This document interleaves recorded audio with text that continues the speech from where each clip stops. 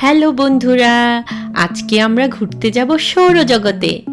তবে চলো 3, 2, 1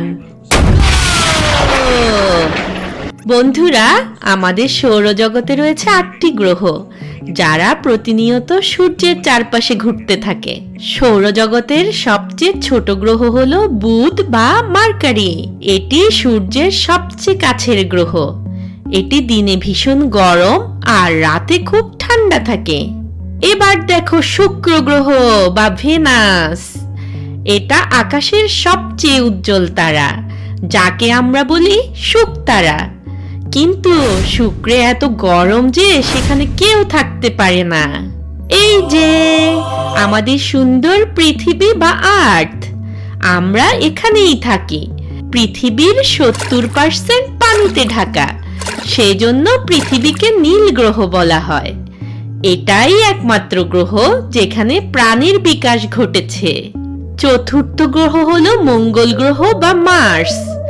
এটিকে লাল গ্রহ বলা হয়, কারণ এখানে রয়েছে লাল মাটি ও পাথর।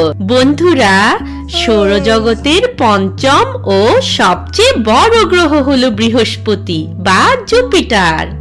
এটা এত বড় যে এটা প্রায় 1300টি পৃথিবীর সমান। সৌরজগতের ষষ্ঠ গ্রহ হলো শনি বা স্যাটার্ন।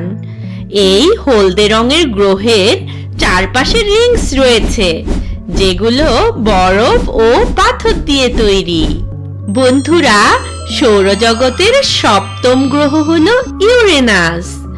গ্যাসের একটা থিক লেয়ার এটাকে ঘিরে রেখেছে। আর সৌরজগতের অষ্টম বা শেষ গ্রহ হলো নেপচুন।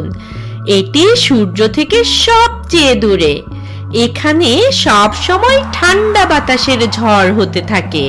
আমাদের সফর এখানেই শেষ হলো। এখন আমি আমাদের বাড়ি পৃথিবীতে ফিরে যাচ্ছি। বাই।